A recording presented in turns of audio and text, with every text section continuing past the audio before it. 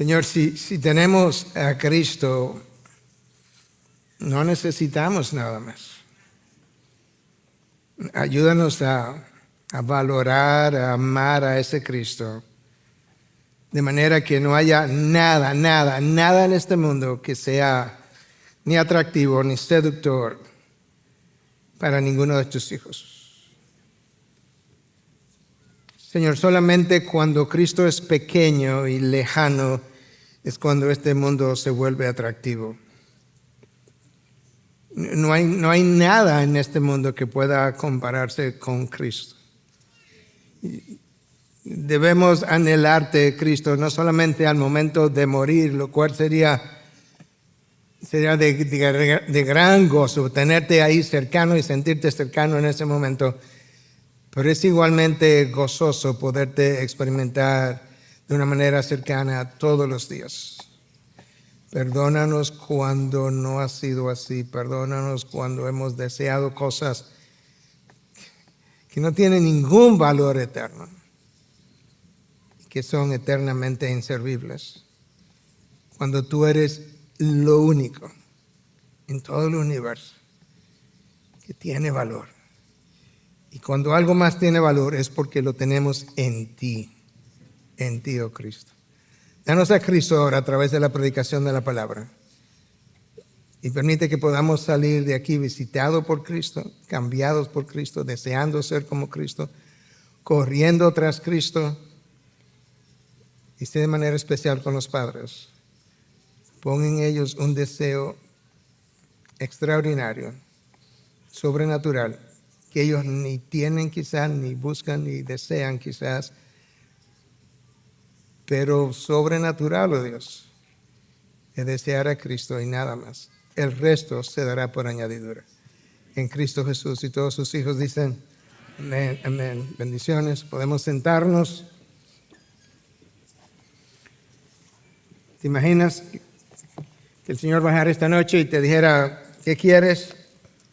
Que tú puedas decirle, dame a Cristo. Buscar el reino de Dios primero y todo lo demás se dará por añadidura. Te quiero invitar a que abras la palabra de Dios en la carta a los Hebreos. Ahí estamos, ahí continuamos, ahí estaremos por unos meses todavía. Estamos en el capítulo 5, vamos a cubrir del 11 al 14. Nos habíamos quedado en el versículo 10. Mi intención era llegar hasta el 6:3, pero al final decidí cortarlo aquí y ya seguir en el capítulo 6 en la próxima ocasión.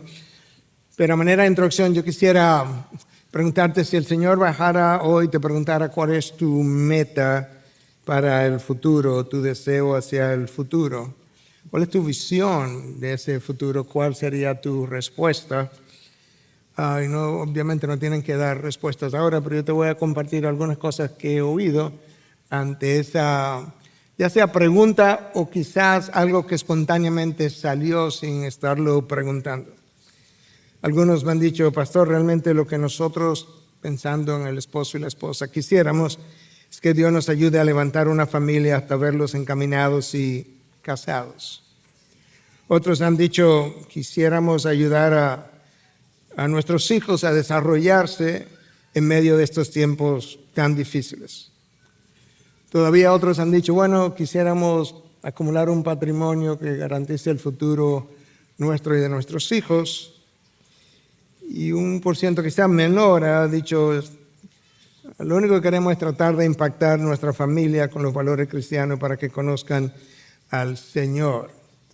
Y yo decía en el primer servicio, en el día de hoy, que todas esas respuestas a un nivel, de una forma, en una dimensión, pudieran ser buenas y válidas dependiendo de cómo estemos pensando en el momento. Pero si tú te preguntas cuál fue la razón por la que Cristo fue a la cruz, no creo la meta o cuál era la visión que Él tenía para contigo, no creo que Él hubiera dado ninguna de esas respuestas. Y quizás hubiese podido comenzar con, bueno, poderle perdonar sus pecados y que puedan entrar a la presencia del Padre eternamente y disfrutarnos, a disfrutar la Trinidad en la presencia de ángeles y arcángeles, querubines, serafines y demás.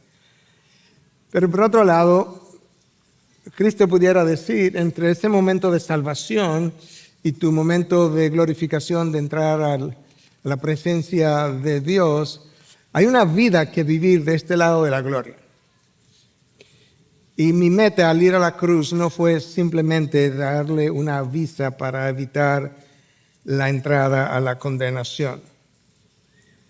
De manera que yo quisiera hacerte la pregunta retórica y luego te la voy a contestar a partir de la palabra. ¿Cuál tú piensas que sería la meta de Cristo para con cada uno de sus hijos de este lado de la eternidad? De este lado de la eternidad. ¿Qué es lo que Él espera, busca, desea, anhela? Porque todas las demás metas que pudiéramos tener en la vida, todas, las que mencioné y muchas otras, realmente dependen de esa otra primera meta universal para cada uno de los hijos de Dios. Entonces escucha, cuando el apóstol Pablo escribe a los Efesios, capítulo 4, lo que él dice que esa meta es. Recuerda, antes de entrar a la gloria, de este lado, versículo 13, Efesios 4, hasta que todos lleguemos a la unidad de la fe, y aquí viene, y del pleno conocimiento del Hijo de Dios, a la condición de un hombre maduro, a la medida de la estatura de la plenitud de Cristo. ¡Wow!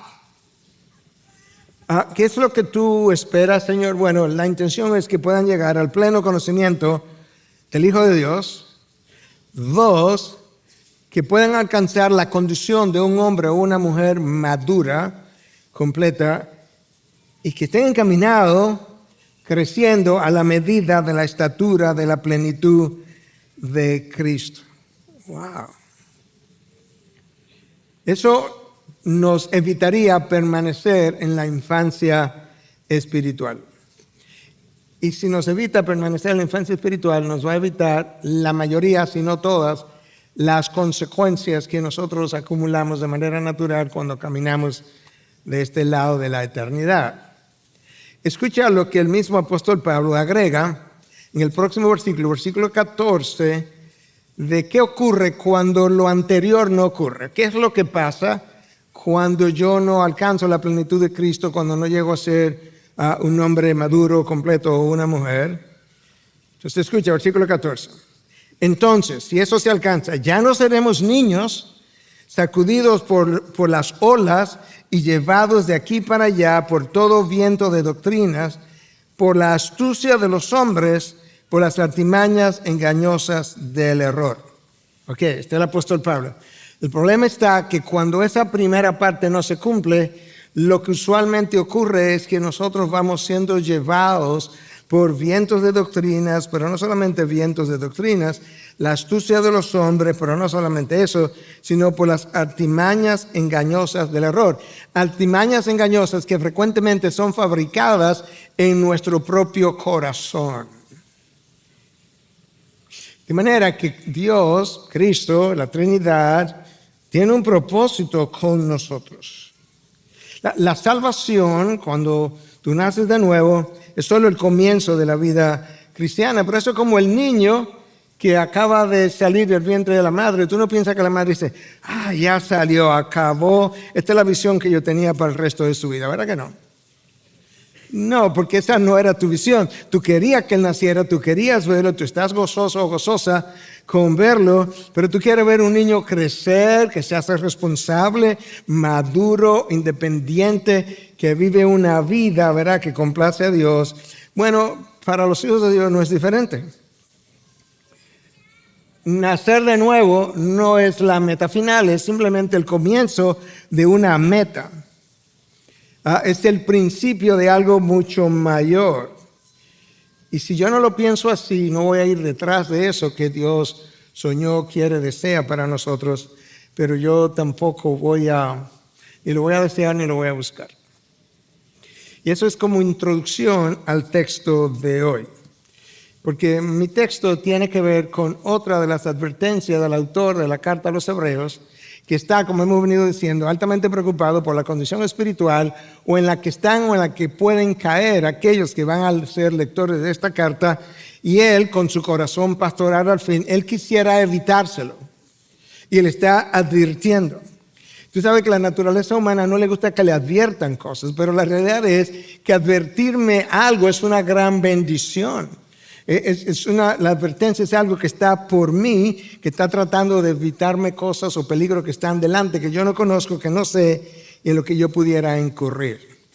Entonces, con eso en mente, vamos a leer en un momentito del versículo 11 de Hebreos 5 al 14, solamente esos versículos. Pero déjame decirte primero lo que el versículo 10, el inmediatamente anterior al 11, que es lo que dice para que pueda entender la conexión que el autor hace.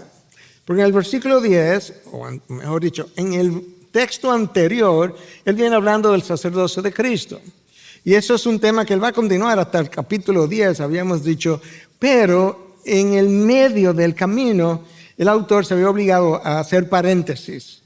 Y luego él hace los paréntesis para hacer observaciones o advertencias, y este es uno de esos paréntesis, pero el paréntesis no es abierto sin una conexión. Entonces el versículo 10, esto es de lo que se está hablando, de que Cristo o Jesús fue constituido por Dios como sumo sacerdote según el orden de Melquisedec. Ok, esa es la última idea, porque él arranca conectando esa idea. Él está hablando del sacerdocio de Cristo y dice que no es del orden de Aarón, es del orden del sacerdocio de Melquisedec. Versículo 11, para que pueda leer conmigo ahora, acerca de esto, ¿acerca de qué? Acerca del sacerdocio de Cristo que es conforme o de la orden de Melquisedec. Acerca de esto tenemos mucho que decir y es difícil de explicar, puesto que ustedes se han hecho tardos para oír. Ok, esa es la conexión. Yo quisiera continuar el tema en ese punto, dice el autor, acerca de Melquisedec. El problema es que, el problema que tenemos ahora no está en la dificultad del tema, está en lo que ustedes han llegado a hacer. Se han hecho tardos para oír. Pues aunque ya debieran ser maestros, otra vez tiene necesidad de que alguien les enseñe los principios elementales de los oráculos de Dios. Y han llegado a tener necesidad de leche y no de alimento sólido. ¡Wow! Porque todo el que toma solo leche no está acostumbrado a la palabra de justicia porque es niño. Pero el alimento sólido es para los adultos, los cuales por la práctica tienen los sentidos ejercitados para discernir el bien y el mal. Wow. Con eso en mente yo titulé mi mensaje hoy, Obligados a crecer. Tú y yo tenemos una obligación. Crecer no es una opción que Cristo me da. No es en su plano, en su plan de vida para mí no está. Mi estancamiento no está. Mi retroceso mucho menos. Cristo no fue a la cruz para que yo me quede como un enano espiritual. No. Es para que yo llegara a ser un gigante espiritual. No un gigante terrenal con recursos terrenales, sino un gigante espiritual. Y entonces este paréntesis que él abre aquí es el tercer llamado de atención a su audiencia. En el momento en que este autor escribió la carta, la condición espiritual de muchos de los lectores estaba peor que cuando él los conoció. Eso es lo que el texto dice y ahora vamos a hablar un poco sobre eso. Entonces él comienza diciendo, mira, yo tengo mucho más que decir acerca de este personaje Melquisedec, de cual vamos a hablar en el capítulo 7, pero ahora no puedo. Ustedes, hay una dificultad entre el tema y ustedes. Pero no porque es una verdad muy profunda que no se puede explicar. No hay verdad teológica, por profunda que sea, que no pueda ser explicada. No, eso no existe. Número 2, no porque es una idea filosófica y se requiere como cierto refinamiento mental o filosófico para entenderla. No, tampoco. Pero tampoco tiene que ver con la capacidad mental que ustedes tienen o la capacidad intelectual. No. Tiene que ver con algo más espiritual que todo eso. Es que ustedes se han hecho tardos para oír. En otras palabras, ustedes no eran así, nota, se han hecho. O sea, esto es voluntario, pero si yo tengo que hacerme algo, yo no lo era. Ustedes no eran así y ahora son tardos para oír. Algo ha ocurrido. Esa expresión tardos para oír en la Nueva Traducción Viviente es traducida como torpes espiritualmente. Ustedes se han hecho torpes espiritualmente. La Nueva Versión Internacional lo traduce como apáticos. Ustedes se han vuelto apáticos hacia la verdad de Dios. No quieren oírla. Nuestra disposición para escuchar, la tuya, la mía, no solamente las cosas de Dios, cualquier cosa, nuestra disposición para escuchar determina mucho lo que escuchamos y determina mucho el interés que vamos a poner después que hayamos escuchado. Y muchas veces no entendemos porque no tuvimos el interés de escuchar. Cuando Cristo vino, los fariseos nunca tuvieron una disposición de escuchar a Cristo. No es que no lo escucharan, porque ellos incluso fueron y le hicieron preguntas.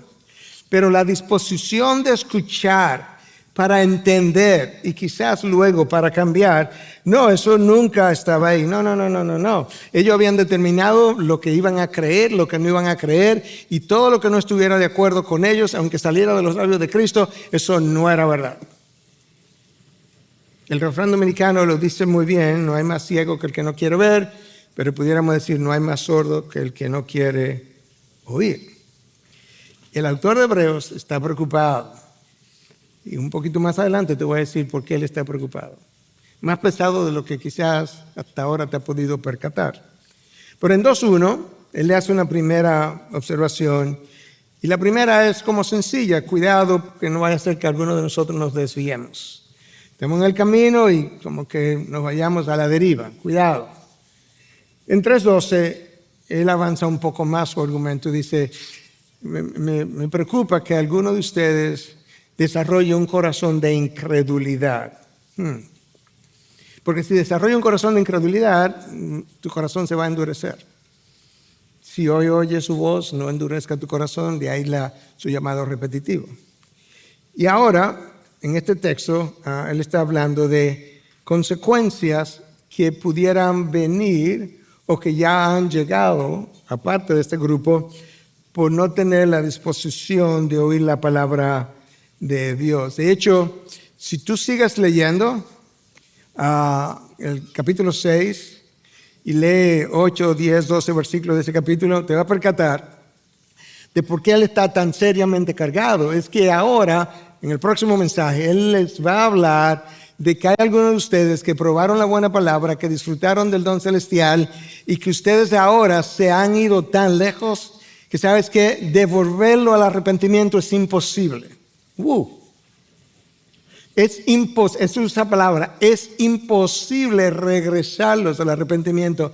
En otras palabras, algunos de ustedes están a punto de alcanzar, valga la redundancia, el punto de no retorno. Y él quisiera que eso no ocurriera. Eso último que yo acabo de decir es la razón por la que Richard Phillips, hablando de este pasaje y del que viene, dice que es la advertencia más severa en todo el Nuevo Testamento. Wow. Y esto es lo que él está tratando de explicar. Hermanos, algunos de ustedes han criado hijos y han pasado por la experiencia de hablarles, y mientras le están hablando, el hijo o la hija o los hijos están, y algunos le dicen: pero mírame, o miran para arriba como Bueno, yo he tenido la misma experiencia con pacientes, que tú le estás hablando y ellos están, hasta el celular han tomado, yo he tenido que pararme. Entonces, doctor, siga. No, cuando tú termines con el celular. No, pero yo le estoy escuchando. No, porque la disposición para escucharme va a determinar lo que tú entiendes y va a determinar lo que va a hacer con lo que entendiste, que a lo mejor no fue lo que yo dije. Entonces, claro, se lo voy a decir más profesionalmente, más diplomáticamente, pero tengo que ayudarle a entender que la disposición para escuchar determina lo que yo escucho y luego lo que hago con lo que escucho. En el caso de este grupo, llegaron a ser tardos para oír, apáticos. Ellos se hicieron, como dice la Nueva Traducción Viviente, torpes espiritualmente. Oyen, pero como son torpes, no entienden, porque ya ellos determinaron lo que iban a creer. Y entonces él avanza su argumento, versículo 12, pues aunque ya debieran ser maestros, o sea, un tiempo ha pasado. Ustedes creyeron hace un tiempo atrás, ya ha pasado un tiempo, ya debieran ser maestros. Otra vez tienen necesidad de que alguien les enseñe. O sea, ya le enseñaron una vez.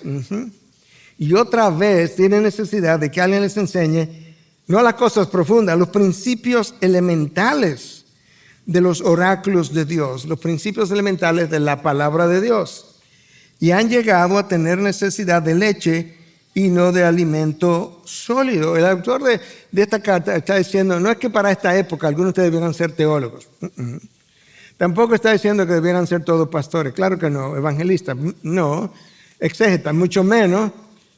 Pero debieran tener alguna capacidad de enseñar a alguien, a un hijo, a una hija, a su familia, tener un grupo de estudio, discipular a alguien. Pero resulta que no pueden ser maestros.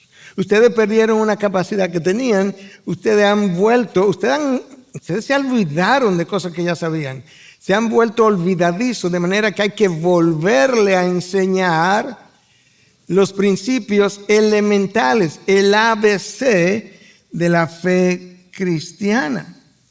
Hay que volver sobre eso. Y lo peor es que con toda probabilidad, ellos no estaban apercibidos de su realidad espiritual.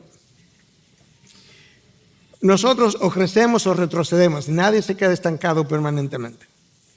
El problema es que cuando nosotros retrocedemos, hermanos, seguimos haciendo las mismas cosas. El domingo venimos a la iglesia, tenemos un grupo, vamos al grupo, cantamos las mismas canciones, oramos 2 o 3 veces a la semana y pensamos que no estamos retrocediendo, pero la realidad es que mi pasión por Dios, la pasión por leer la palabra, mi pasión por estar en la iglesia, mi pasión por las cosas de Dios, mi capacidad de amar a otros, todo eso ha retrocedido o no ha avanzado en lo absoluto. Por tanto, no estoy madurando hacia esa meta final del hombre maduro.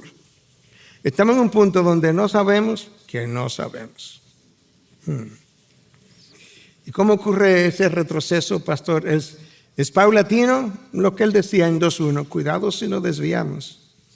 Es que, como mencioné ya, creo que hasta en mi oración, hermanos, tenemos que ser realistas. El mundo tiene cosas atractivas, de diferentes maneras, cosas grandes, hermosas, seductoras, placenteras, y sobre todo para nuestra carne, absolutamente, para todos. Pero cuando yo comienzo a cultivar la atracción por esas cosas del mundo de manera natural, yo comienzo a perder lo que tenía de atractivo, de atracción, o de amor, o de pasión hacia las cosas de Dios. Ahora, este no es el único grupo en el Nuevo Testamento que pasó por esta experiencia. No. Pablo le escribió a otro grupo, a otra iglesia. Porque esto era una iglesia, o quizá eran varias iglesias compuestas de hebreos, de judíos. No, Pablo le escribió a una iglesia de gentiles en la ciudad de Corinto. Y usa el mismo lenguaje que usa el autor de la carta a los hebreos. Ni más ni menos, o sea, el mismo lenguaje. Escucha, 1 Corintios 3, 1 al 3. Así que ya, hermanos, no pude hablarles como espirituales, sino como a carnales, como niños en Cristo. Ahí va el lenguaje. Les di a beber leche, ahí está, no alimento sólido, ahí está, porque todavía no podían recibirlo. En verdad, ni aún ahora pueden. Han pasado 3 años más o menos de cuando Pablo estuvo con ellos. Cuando estuvo con ellos estaban convirtiéndose, eran gentiles, incrédulos, y como se estaban convirtiendo eran niños y se estaban comportando como carnales. Y Pablo dice, bueno, cuando yo estuve con ustedes yo les di a beber leche, porque eso era lo único que podían digerir. Ok. Pero ahora han pasado como 3 años cuando Pablo envía su primera carta y escucha lo que dice, porque todavía no pueden recibirlo, el alimento sólido. 3 años han pasado y ustedes están en biberones, tomando Similac, leche, no sé si la marca viene todavía, pero una similar. En verdad, ni aún ahora pueden, 3 años después. ¿Por qué? Porque todavía son carnales. ¿Cómo así, Pablo? Bueno, escucha, pues, habiendo celos y discusiones entre ustedes, ¿no son carnales y andan como hombres del mundo? Los corintios comenzaron a manifestar los síntomas de inmadurez espiritual. Pastor, ¿cuáles son los síntomas de una neumonía? Cuando tú tienes fiebre, tú tienes tos, te duele el pecho, tienes flema, ok. Y de la inmadurez espiritual, bueno, Pablo comienza a decir celos. ¿Qué es eso de estar celando unos a otros? ¿Envidias? ¿Envidiándonos unos a otros? ¿Divisiones? ¿Qué es esto? Que yo soy de Pablo, yo soy de Apolos. Como si nosotros fuéramos algo, dice Pablo. ¿Críticas? ¿Divisionismo? No. Esta quejumbre de los corintios, Pablo no la entendía, pero es típica de la infancia espiritual. No hay nada que genere más insatisfacción, créeme, hermano, que la inmadurez espiritual. A nosotros nos sirve mucho, o nos sirven las metáforas, las similitudes, las ilustraciones.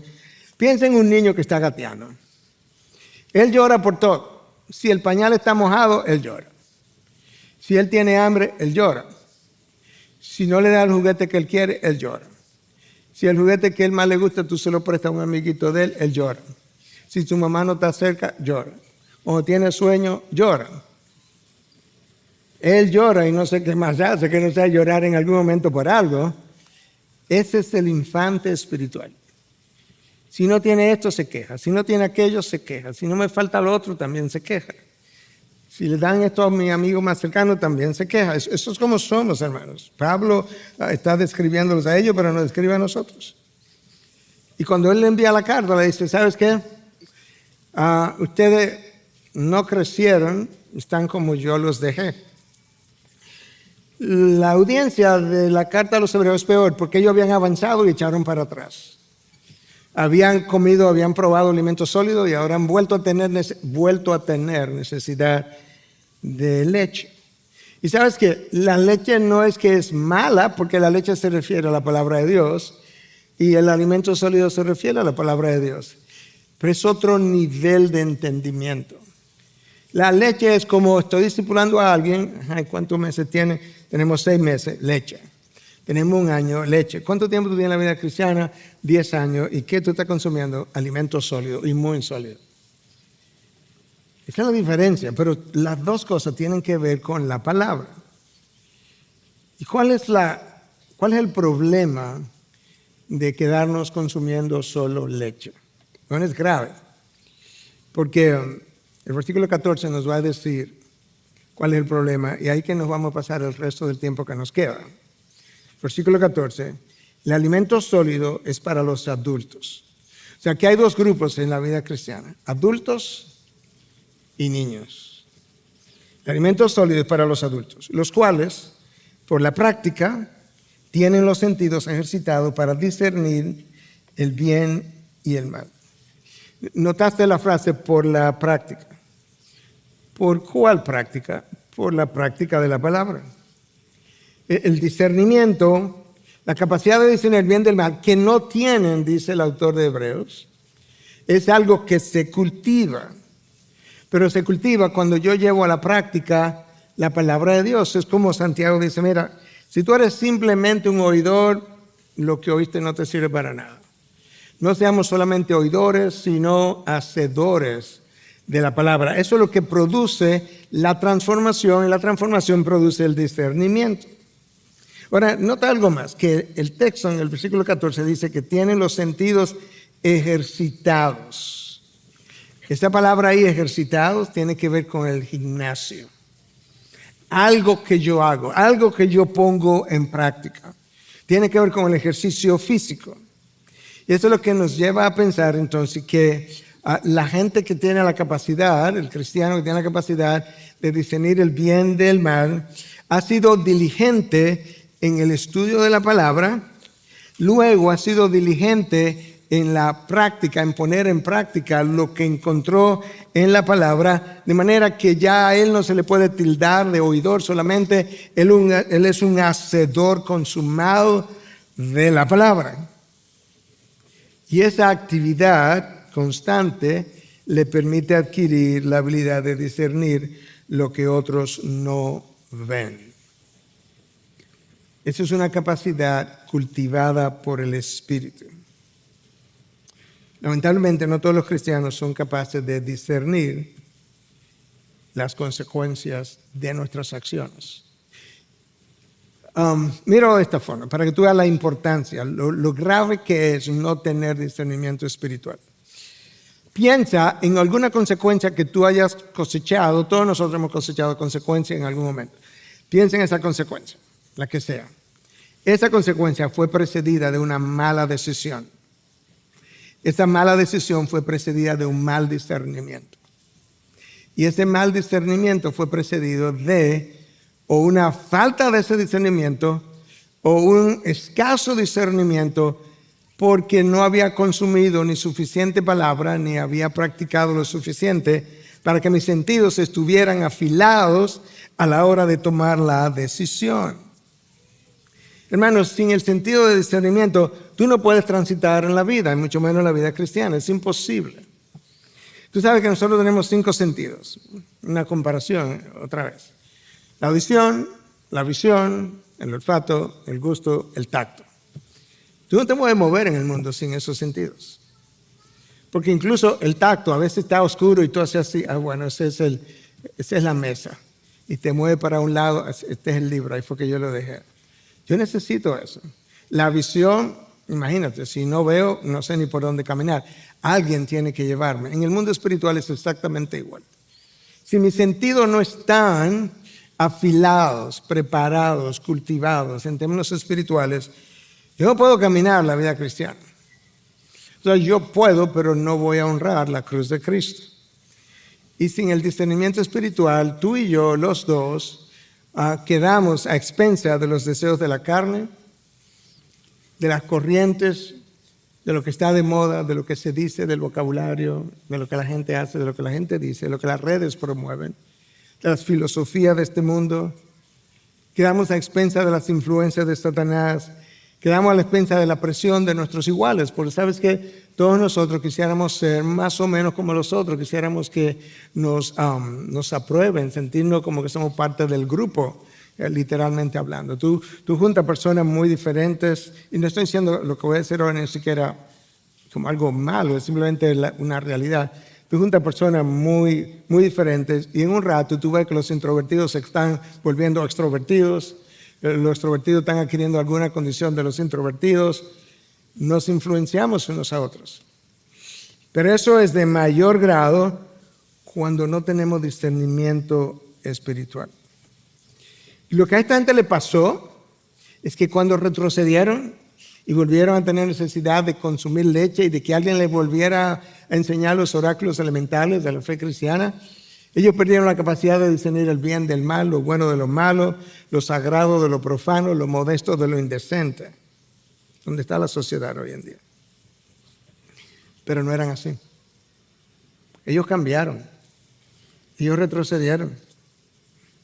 Y eso es una buena pregunta para cada uno de nosotros. ¿Tú piensas que en tu vida cristiana, tú piensas que estás literalmente, lo cual, esto es una pregunta muy subjetiva porque nos engañamos a nosotros mismos, pero tú piensas que estás mejor ahora que hace 3 años, 5 años, 7 años? En otras palabras, ¿tienes más pasión por Dios? ¿Más pasión por su palabra? ¿Crees que si hubiera un instrumento de medir 1 centímetro para ver tu vida de santidad, estás muy por arriba que hace unos años atrás? ¿Crees que desea las cosas de Dios más que hace unos años atrás? ¿Tú crees que ama más al otro que lo que amas hoy? ¿Crees que está más sensible hacia la necesidad de los otros? ¿Crees que está más sensible hacia la presencia de Dios de manera que con mayor facilidad puedes llorar de emoción cuando piensas en alguna de las cosas de Dios? ¿O no? Porque si yo no hago estos ejercicios, yo no voy a saber dónde estoy. El problema, hermanos, es que nuestra falta de discernimiento es la causa, no una, es la causa de todas nuestras malas consecuencias. Piensa por un momento. Adán y Eva habían oído, sobre todo Adán, o sea, Dios le dio las órdenes a Adán de que no comiera del árbol. Eva no estaba creada. Él probablemente se la pasó a Eva después. Pero Adán, tú escuchaste una sola voz. Pero me imagino que después de un tiempo Eva debió haber escuchado la voz de Dios también. Debieron haber tenido una intimidad como ninguna otra, como ningún ser humano ha vuelto a tener aquí debajo.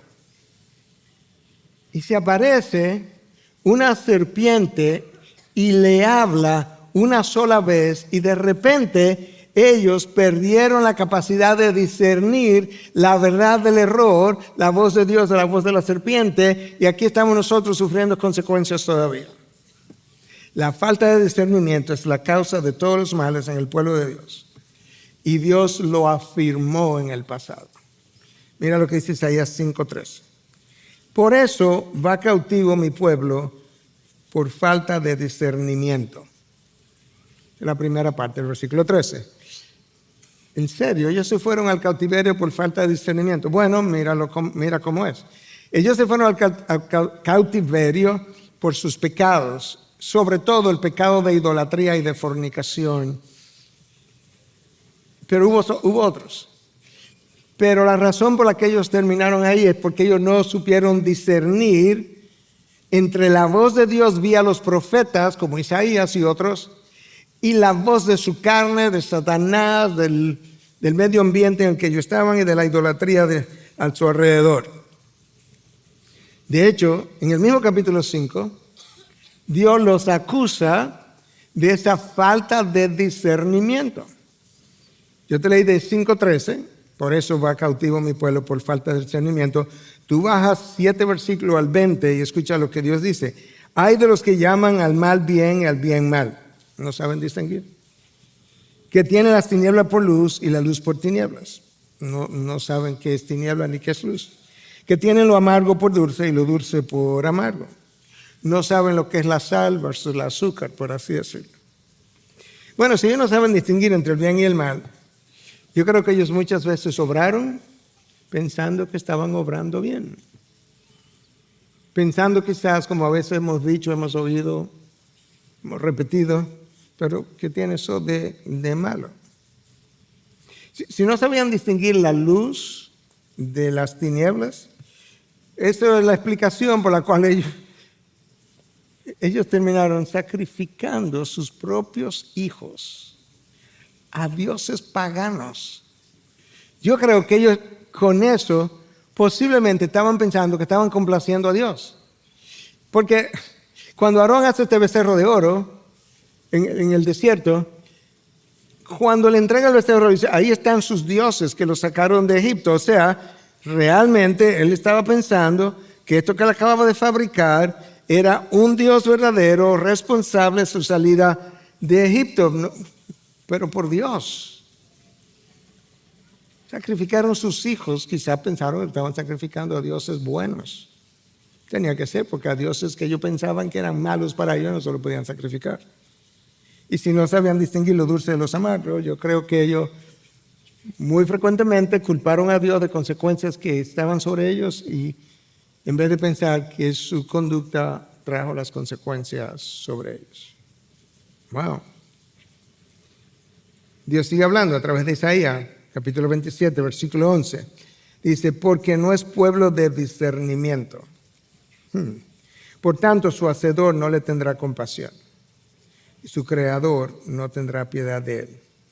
Pero así tan rápido no, es que esa gente ha tenido un profeta tras otro. Uno tras otro, uno tras otro. Desde la tribu del norte, que eran 10, yo le mandé profetas a la tribu del norte, no le pusieron caso. La tribu del sur, las dos tribus del sur, Benjamín y Judá, yo les advertí que vieran lo que estaba pasando en la tribu del norte y le envié profetas, y uno de ellos fue Isaías. Pero ellos no le pusieron atención. Como ellos no le pusieron atención porque no sabían si le hablaba a Dios o le hablaba a Isaías simplemente en nombre de él mismo, pues yo no me voy a compadecer de ese pueblo, no va a haber compasión mía hacia ellos. Te das cuenta que la falta de discernimiento es la causa de mis pecados y de mis consecuencias. En el Nuevo Testamento el apóstol Pablo entendió lo grave y lo necesario que es esta capacidad, esta habilidad. Le escribe a los filipenses en la iglesia de Filipos, capítulo 1, versículo 9. Él está orando por ellos. Y está orando por ellos de una manera que a mí siempre que me llama la atención, porque lo que más me ha llamado la atención de parte de Pablo es lo poco que él pide por cosas físicas, materiales, lo que nosotros frecuentemente pedimos del día a día. Escucha cuál es oración, le dice, y esto pido en oración. Ok, vamos a escuchar a Pablo pidiendo por los filipenses, a quien él amaba entrañablemente. Que vuestro amor abunde aún más y más. Escucha ahora, en conocimiento verdadero y en todo discernimiento. Wow. Pablo, ¿qué es lo que ora por nosotros? ¿Está bien? No, yo estaba orando. ¿Tú le pediste al Señor que nos supiera en medio de esta carestía? No. ¿Le pediste al Señor que nos evitara las cárceles? No, claro que no. ¿Le pediste al Señor que nos evitara la persecución? No. Entonces, ¿qué fue lo que tú pediste? Bueno, mira, yo pedí que ustedes abundaran más en conocimiento verdadero y en discernimiento en todo. Porque al final el resto de su vida depende de eso. En serio, Pablo. Claro, buscar el reino de Dios primero y su justicia y todo lo demás se dará por añadidura. Pablo estaba orando sabiendo que una de las mayores bendiciones que Dios le puede dar a su pueblo o a tu vida o a mí es la capacidad de discernir antes de actuar, antes de hablar. Escucha mi definición de lo que es el discernimiento espiritual. Es la capacidad dada por el Espíritu Santo para ver la vida a través de la revelación de Dios, y escucha, y así establecer la diferencia entre la verdad de Dios y todo lo demás. No hay un punto en el medio. Está la verdad de Dios y todo lo demás es la mentira del mundo, tuya, mía, de Satanás, de quien tú quieras. Pero no hay una zona gris. Entonces el discernimiento es la capacidad que el Espíritu da cuando tú comes alimento sólido y adquieres la habilidad de decir, esto es verdad de Dios y esto es basura del mundo. Y eso es importante. Hermanos, si no está aquí, Dios no lo dijo. Olvídate de sueños, visiones y todo lo demás. Yo puedo explicar la palabra, expandir la palabra, ilustrar la palabra, expandirla en términos de conocimiento, entendimiento. Y yo no puedo agregar a este libro. En el Antiguo Testamento el pueblo se fue tras profetas que siempre tenían un sueño, y visiones. Y Dios le dice a través de sus profetas, ¿qué es lo que le ha pasado a mi pueblo? Que se va detrás de los profetas que siempre tienen sueños y visiones. El profeta que tenga un sueño, que cuente su sueño, pero el que tenga mi palabra, que hable mi palabra con verdad. ¿Qué tiene que ver el grano con la paja? El grano de mi palabra con la paja de las visiones y los profetas falsos. Y eso lo da el Espíritu. Pastor, pero ¿cómo yo separo la voz de Dios, la verdad de Dios, de todo lo demás? Bueno, no es que es un 2, 3, pero no puede ser tan difícil que Dios requiera personas muy intelectuales para poder discernir eso. O que hayan ido a muchos seminarios para poder discernir eso. No puede ser. Convencido estoy que no puede ser.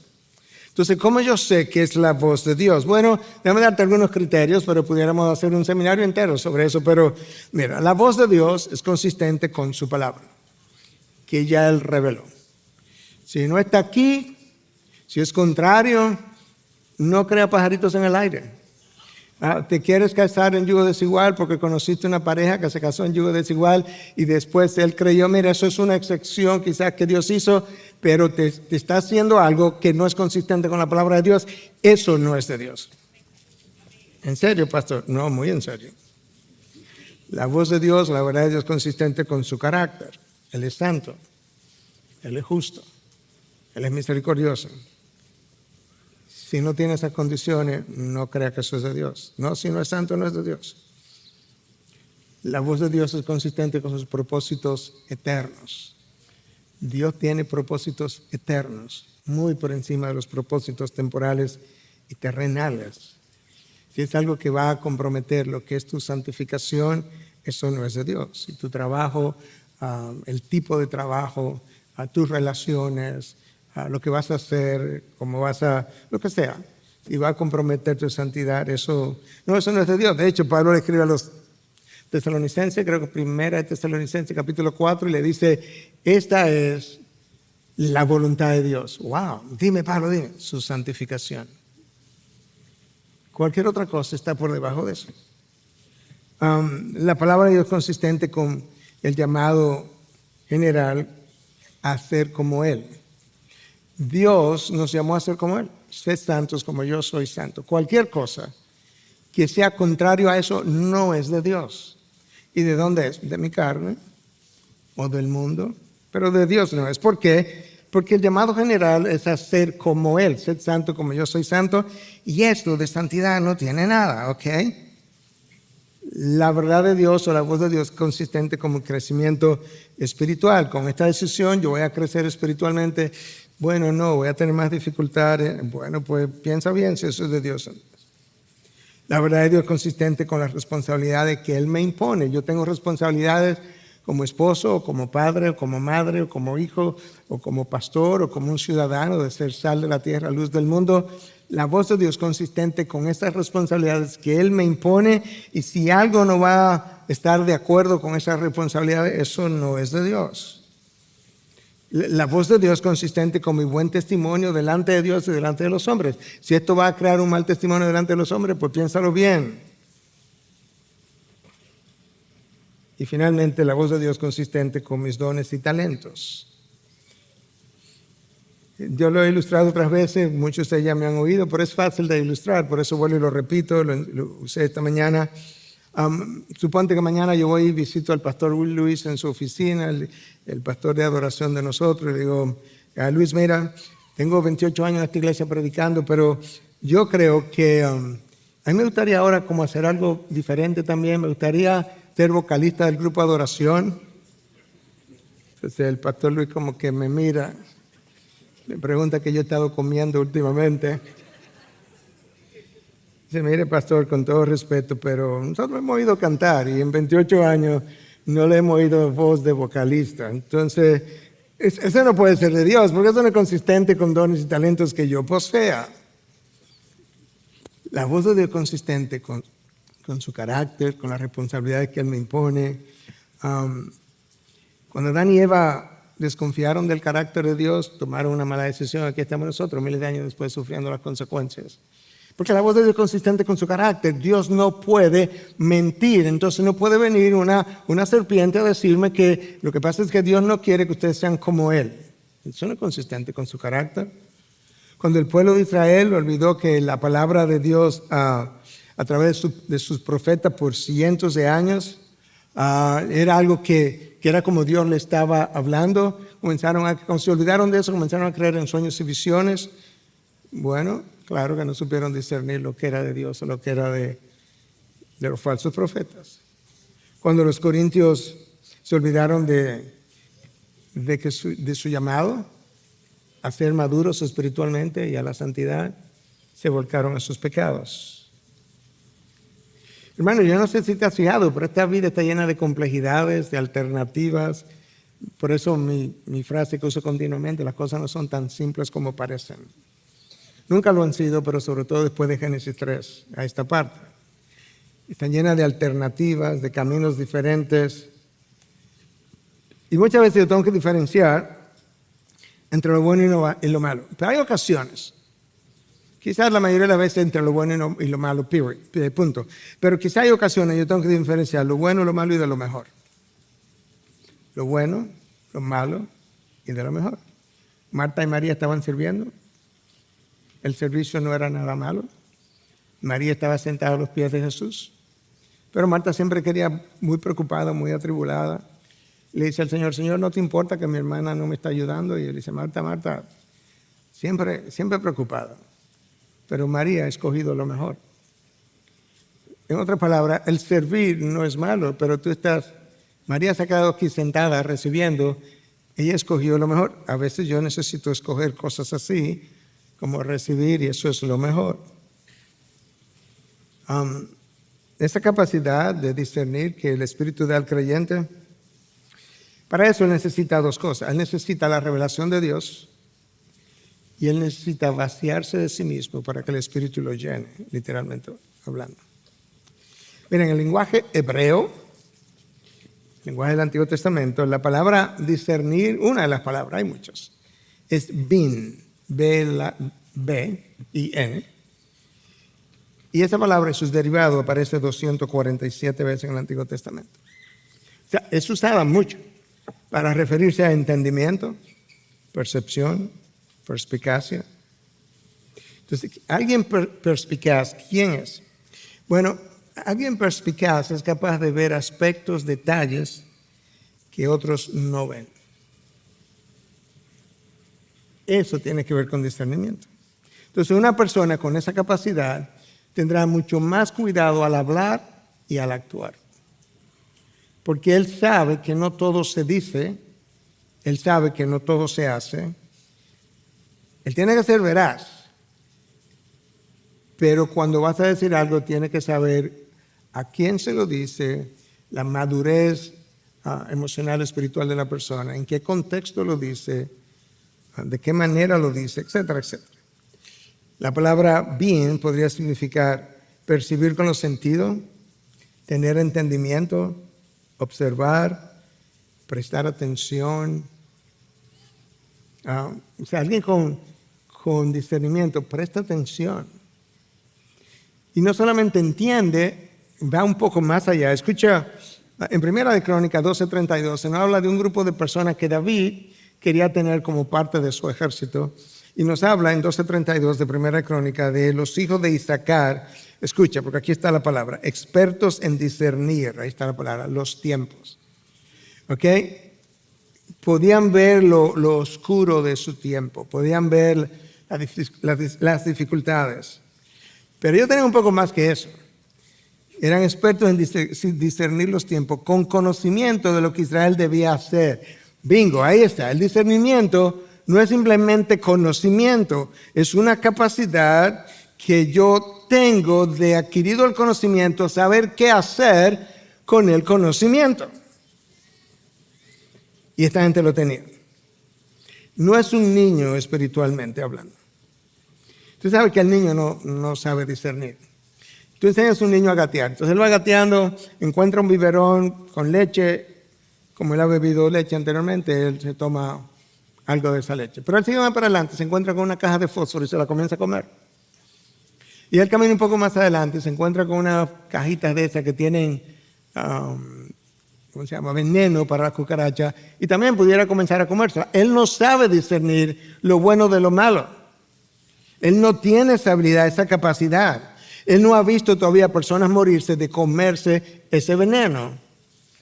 Por tanto, él no sabe qué hacer. De esa misma manera, cuando somos niños espiritualmente, yo no sé lo que es la verdad de Dios que debo abrazar versus la mentira que Satanás me vende como verdad que también quiero abrazar. Pero es peor que eso a la hora de cultivar el discernimiento, porque nosotros tenemos obstáculos que impiden o dificultan más bien el que yo desarrolle esta habilidad. Y el obstáculo número uno, piensa por un momento, no tiene que responder, pero piensa por un momento, ¿cuál tú piensas que es el obstáculo número uno para nosotros adquirir discernimiento? No es Satanás, no es el mundo, soy yo. No está fuera de mí, está dentro de mí. Jeremías 17:9, tú conoces el texto. Más engañoso que todo es el corazón. ¿Pero cuál corazón? El de todos. Y sin remedio, pero dame esperanza, Jeremías. ¿Y qué fue? ¿Quién lo comprenderá? Y sin embargo, quizás tú lo has dicho, quizás lo has oído, yo sé que lo he oído, decir, no, porque yo conozco mi corazón, pastor. Uy.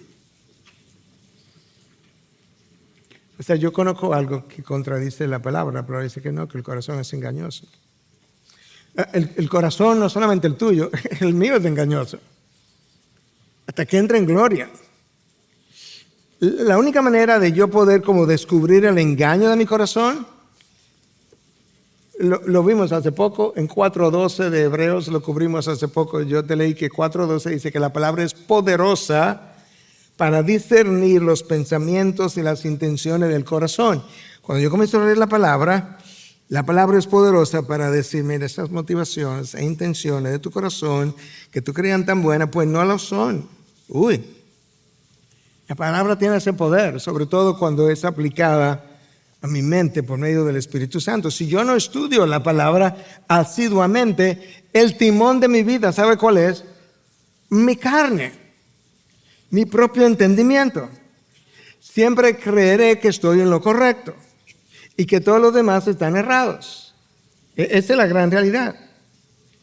Hermano, eso no es nuevo. El pueblo de Israel, o sea, el pueblo que Dios escogió, el pueblo que tenía a los profetas por profetas, que le llamaban profetas, siempre pensó que los profetas estaban equivocados y que ellos estaban en lo correcto. ¡Wow! Moisés los saca de Egipto mediante señales sobrenaturales. Estamos ahora en el desierto y ahora están acusando a Moisés hasta el punto de que querían escoger otro nuevo líder para regresarse a Egipto. En otras palabras, los más maduros, los hombres de Dios, los que nos sacaron de Egipto, ellos están errados y nosotros estamos en lo correcto. Pero eso no cambió. Cristo vino como profeta también. No, él está equivocado. Wow. El problema es que como es mi corazón, es lo que yo siento, mi corazón me autoengaña. Como me autoengaña, estoy engañado y no sé que estoy engañado. Entonces, ¿qué hago? Yo necesito que otra persona me digan, que me examine, y tengo que creer. Y tengo que creer en alguien que me pueda decir, mira, no estás pensando bien. ¿Tú sabes qué?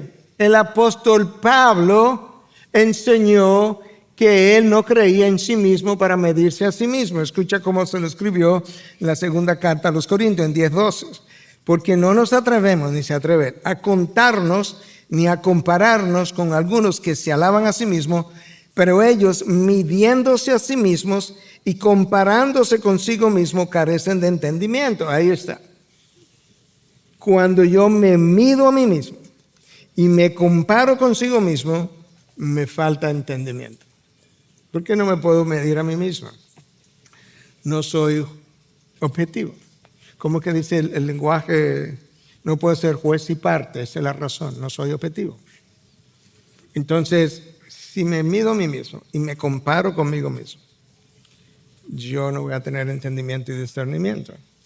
Y entonces, Pablo, ¿qué hago? Él dice, bueno, mira, que yo sepa, mi conciencia está tranquila, pero hay que esperar que el Señor venga cuando Él saque a colación las motivaciones, las intenciones, y entonces que cada cual sea juzgado, porque hasta ese momento no está claro, ni en mi caso. Wow, tu corazón es un problema y el mío también. El obstáculo número 2 para el discernimiento espiritual es falta de conocimiento de la palabra.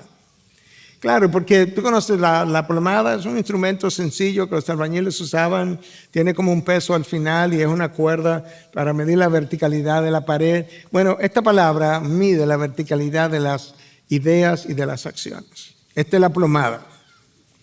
Lo que no está vertical con relación a la palabra está torcido. Entonces yo necesito esa palabra para tener discernimiento espiritual. El obstáculo número 3 es la falta de llenura del Espíritu. Y yo no me puedo llenar, bueno, el Espíritu es que me llena. El Espíritu me puede llenar si yo estoy lleno de mí mismo, lo cual es lo usual. Nosotros podemos aprender en la vida, irnos vaciando, pero ¿sabes qué? Tenemos que seguirnos vaciando. Porque el Espíritu no puede llenar un vaso que está lleno. Yo necesito rendir mi mente, mi corazón, mi vida, mi deseo, mi sueño, mis ambiciones, mi futuro, el Espíritu. Bueno, el apóstol Pablo dijo, yo me morí. Ya yo no vivo mi vida, yo vivo la vida de Cristo. Y si no tengo llenura, no puedo discernir bien. Número 4, el obstáculo número 4 para el discernimiento espiritual, la ausencia de una mente bíblica. La palabra de Dios habla de 2 mentes, no habla de nada más. Habla de la mente carnal, la mente del incrédulo, y de la mente de Cristo. Y luego Pablo nos dice que tenemos la mente de Cristo. En serio, o sea, pensamos como Cristo, no, espérate. Tenemos una mente que todavía está afectada por la carne. Tenemos la mente de Cristo en la palabra y tenemos la mente de Cristo en el Espíritu. Si yo quiero pensar a través de la mente de Cristo, necesito la palabra y necesito la llenura del Espíritu. Entonces puedo actuar conforme a la mente de Cristo. Y finalmente, el obstáculo número 5 para el discernimiento espiritual son los deseos de la carne y de la mente. Hermanos, si quieres vivir bien, tienes que pensar bien. Y lo que controla mi mente, controla mi vida. Si quieres vivir bien, tienes que pensar bien. Lo que controla mi mente, controla mi vida, mi conducta, de principio a fin. Ahora recuerda, tu carne y la mente tienen deseos. Pablo le dice eso a los corintios, o quizá a los colosenses. La mente tiene deseos y la carne tiene deseos. Esas cosas no tienen que ser cultivadas. La mentira, la maldad, la rebeldía no tienen que ser cultivadas en el niño. Él tiene un chip de fábrica con lo que él actúa de esa manera. Eso no hay que cultivarlo. Yo lo puedo empeorar si yo me dedico a ejercitarlos, pero ya yo vengo con esa materia prima. Así no, eso no se da con los deseos por las cosas de Dios. No, eso hay que cultivarlo contra la corriente. Todo el tiempo es nadando contra la corriente de mi carne, de mi mente, del mundo, de lo que mi mente sueña, desea, ambiciona, calcula, se figura. Es una lucha campal.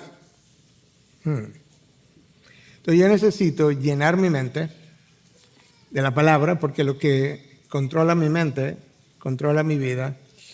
Pero si yo lleno mi mente de la palabra y no le entrego el control de mi vida al Espíritu, tampoco va a funcionar, porque recuerda que yo no dije lo que llena tu mente, lo que controla tu mente controla tu vida. Entonces la información que recibo de la palabra inmediatamente no controla mi mente, porque yo puedo tenerla como información y no hacerle caso como los fariseos, que conocían la palabra pero no le hacían caso. Yo necesito llenar mi mente y luego rendirme a la llenura del Espíritu. Y ahora lo que controla mi mente, ser lleno del Espíritu, ser gobernado del Espíritu, controlará mi vida.